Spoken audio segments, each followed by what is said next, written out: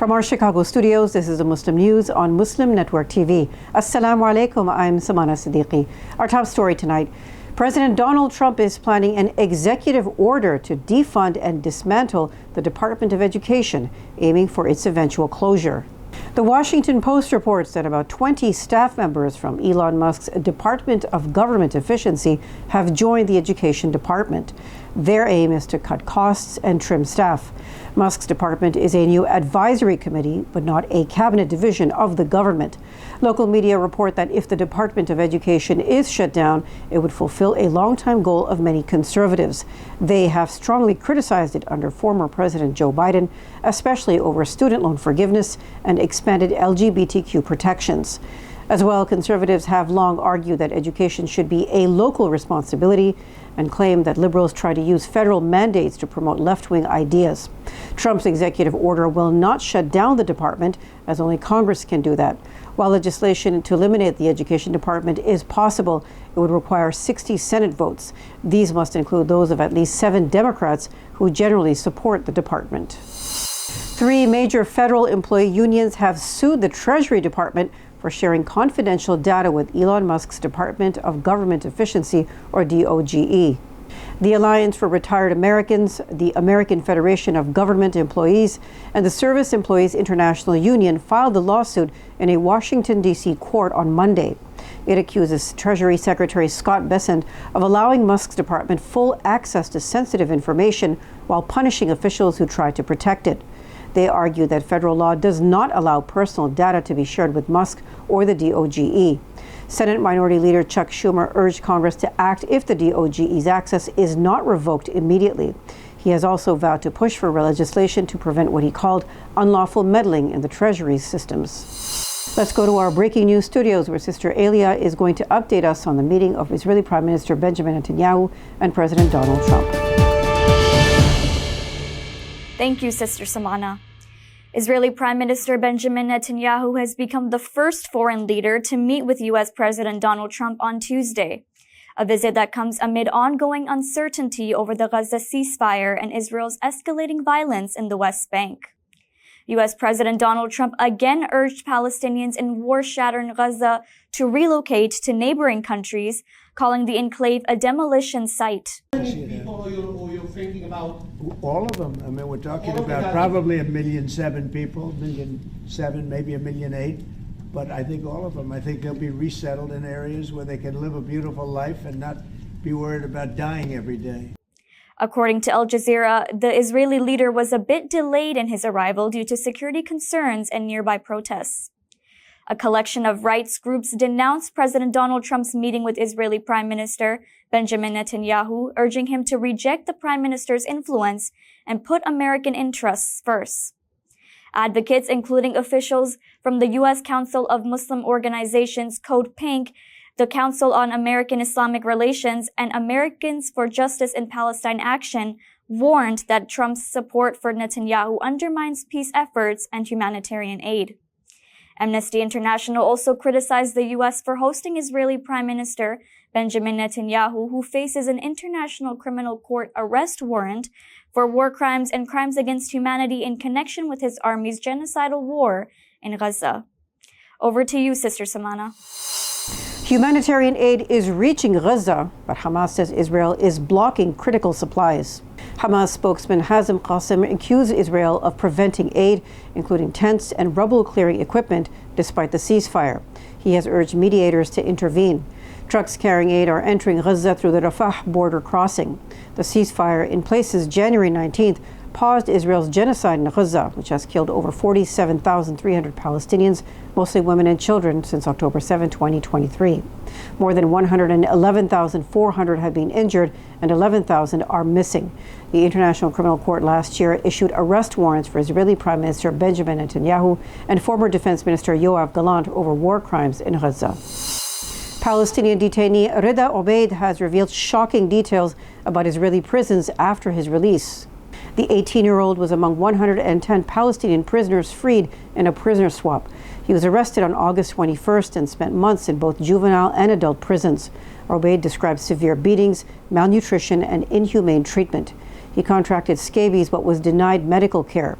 Even after a judge ordered treatment, prison authorities ignored it. At Megiddo prison, he spent about 10 nights without a blanket. Guards beat him for not responding fast enough. His father, Muhammad, rushed him to the hospital after seeing his condition. Israeli intelligence also banned public celebrations for his release. Robaid was supposed to serve 5 years and was shocked to be freed. His brother Dia, who is 19, is still in prison. Robaid says Israeli prisons are designed to break Palestinians, not to serve justice. Israeli forces stormed the town of Al-Khadr near Bethlehem in the West Bank on Tuesday evening. During the raid, local sources report that Israeli soldiers briefly detained and assaulted a 13-year-old boy. Since the January 19th ceasefire in Gaza, at least 380 Palestinians have been detained in the occupied West Bank, according to the Palestinian Prisoner Society. In Jenin and its refugee camp, 110 people have been arrested in the last 15 days. In Tubas, 28 were detained, 11 later released. Israeli airstrikes also hit Tamun town and the Farat refugee camp in the West Bank for a third straight day. Dozens of families were forcibly displaced, and military reinforcements have been sent to Tubas. The Israeli escalation in the occupied territory came after a ceasefire and prisoner exchange deal took hold in Gaza on January 19th, following 15 months of Israel's genocide. NBA-style Muslim League to host All-Star game at Delta Center. Details after the break, so stay tuned, and we'll be right back.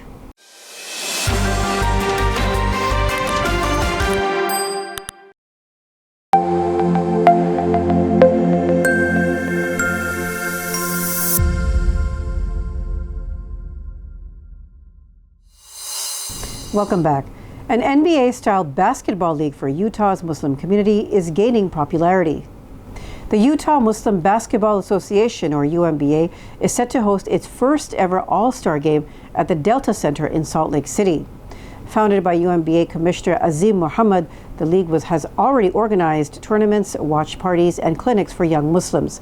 Next week, the winter postseason championship game will take place in West Valley City. UMBA is also committed to charity, as 100% of proceeds from the All-Star game will go to a nonprofit organization selected by the community. The league has also built faith and brotherhood among the players who gather every week for prayer. Many say they have reconnected with Islam through the league. Although the UMBA primarily serves Muslim players, it welcomes athletes of all faiths and backgrounds. Public transit agencies across the U.S. offered free rides today. This was to honor Rosa Parks, who was born on February 4th, 1913. Parks was a key figure in the civil rights movement. Her refusal to give up a bus seat to a white passenger on a racially segregated bus sparked the Montgomery, Alabama bus boycott. Parks was arrested for doing so, sparking the bus boycott, a year-long protest led by Dr. Martin Luther King Jr. It led to a landmark Supreme Court ruling that struck down segregation on public transportation. The boycott also helped launch the civil rights movement. When she died in 2005, Parks became the first woman to lie in honor at the U.S. Capitol. New Orleans, Portland, Denver, Los Angeles, Detroit, and Montgomery, Alabama were among those who participated today, offering free rides on buses, trains, and other public transportation. President Donald Trump has banned the development of a digital dollar, pushing the U.S. further behind in the global digital currency race. Trump's executive order, which was signed on January 23rd, prohibits U.S. institutions from issuing or using central bank digital currencies, or CBDCs. The order argues that a digital dollar could threaten privacy, financial stability, and U.S. sovereignty. However, experts warn that the decision puts the U.S. at a disadvantage as China and the EU advance their own digital currencies. The U.S. is now the first country to ban its central bank from developing a CBDC. Experts warn that this could weaken the U.S. dollar's global dominance while rivals move ahead in digital finance. In a tit-for-tat move, China on Tuesday imposed additional tariffs on some U.S. products. The latest development comes after President Donald Trump imposed a 10% tariff on imports from China. According to China's Ministry of Commerce and General Administration of Customs, Beijing imposed more tariffs on certain imported goods originating from the U.S. That includes a 15% tariff on coal and liquefied natural gas, as well as a 10% tariff on crude oil, agricultural machinery, large displacement cars, and pickup trucks. Beijing also said it will impose tariffs of 10% to 15% on more U.S. products starting February 10th. The ministry says Washington's unilateral tariff seriously violates the rules of the World Trade Organization. China has also included U.S. companies PVH Group and Illumina to its unreliable entities list. As well, China's State Administration for Market Regulation said it has launched a formal investigation into U.S. tech giant Google. This is over a suspected violation of China's anti-monopoly law. A new Human Rights Watch report reveals that China continues to impose strict travel restrictions on Uyghurs, limiting their freedom to travel abroad. Despite slight improvements, Uyghurs still face severe restrictions when seeking to visit family members outside of China. Beijing allows some Uyghurs to apply for passports but demands detailed personal information. Those permitted to leave must avoid activism and return within a set period. If they fail to comply, their families face severe consequences. As well, once abroad, Uyghurs must check in with Chinese officials, and on their return, authorities confiscate passports. Uyghurs living overseas also struggle to visit Chinese-occupied eastern Turkestan.